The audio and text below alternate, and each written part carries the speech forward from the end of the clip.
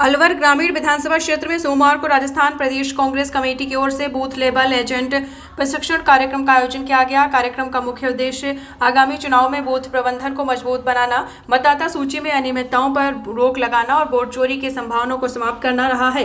कार्यक्रम में बड़ी संख्या में कांग्रेस कार्यकर्ता, स्थानीय पदाधिकारी और बूथ प्रतिनिधि मौजूद रहे।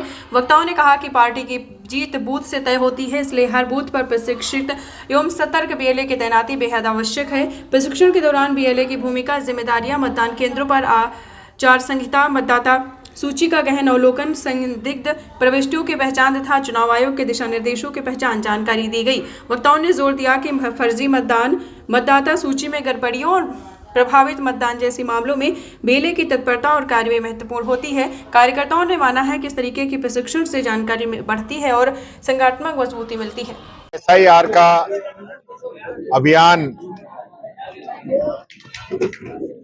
भारत निर्वाचन आयोग के द्वारा जो चलाया जा रहा है, इसको लेके आज हमने यहाँ पे बैठक रखी है हमारे बीएलए की, कि हर बूथ के अंदर हमारे बीएलए जाए और जो इन लोगों के मंसूबे हैं गरीब लोगों के वोट काटने के, उसमें इनको कामयाब नहीं होने दें, सब लोगों की मदद करें।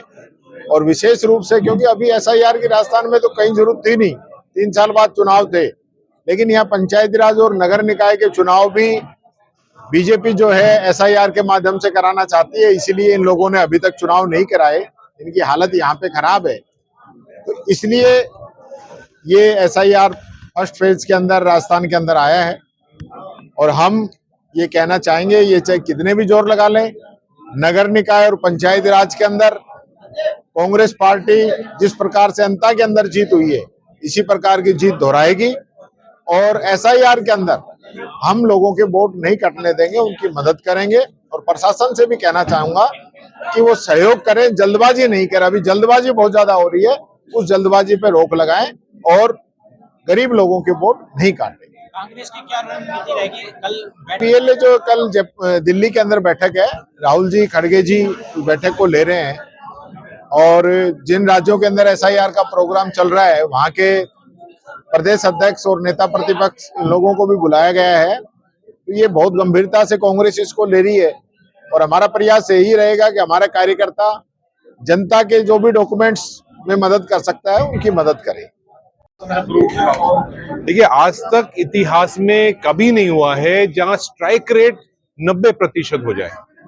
और आप ये भी देखिए कि जो टोटल वोट परसेंटेज है वो आरजेडी की ज्यादा है और फिर भी आज एक तरफा रिजल्ट्स आए हैं। तो इसका मेरा जो मानना ये है कि वोट चोरी हुई है।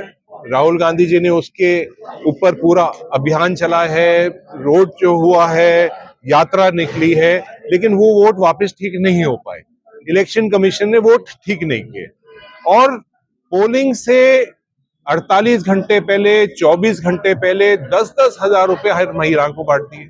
तो ये तो एक बहुत बड़ा करप्शन है ना, कि आप इन एडवांस जो स्कीमें चल रही हैं, अगले 6 महीने के पैसे आप पोलिंग के 1 दिन पहले दे रहे हो, तो आप तो वोट खरीदने का काम कर रहे हो। तो इलेक्शन कमीशन चुप है, इलेक्शन कमीशन कुछ नहीं बोल रही है, क्योंकि इलेक्शन कमीशन इनकी जेब के अंदर है। भारतीय जनता पार्टी के कार्यकर्ता के रूप में जो चीफ इलेक्शन कमीशन है वो काम कर रहा है। तो जो धांधली बिहार चुनाव के में हुई है उसकी पूरी जांच हो रही है और इसका बहुत जल्दी हम खुलासा करेंगे। जैसे खुलासा हरियाणा का आया था वो आपके सामने है। एसआईआर चाहते हैं या नहीं चाहते राजस्थान में कांग्रेस? देखिए, सबसे पहले तो बात शुरू होती है एसआईआर की। स्पेशल इंटेंसिव रिवीजन, क्या जरूरत है इसकी? इलेक्शन कमीशन साल में 2 बार अपनी वोटर लिस्ट के अंदर शुद्धिकरण करता है। 2 बार उसके अंदर जो नए बच्चे जो 18 साल का हो जाता है उसको जोड़ देते हैं, जो व्यक्ति की मृत्यु हो जाती है उसको हटा देते हैं। अब ये स्पेशल क्या हो रहा है? स्पेशल इनने ये सोचा है कि इसके अंदर रात और दिन लगकर वोटर, जो कांग्रेस पार्टी के वोटर हैं, जो कांग्रेस के समर्थक हैं, उनके वोट काटिए और भारतीय जनता पार्टी के डुप्लीकेट वोट जोड़िए, आसपास के जो बूथ के लोग, दूसरे बूथ के लोग हैं, उनको जोड़िए।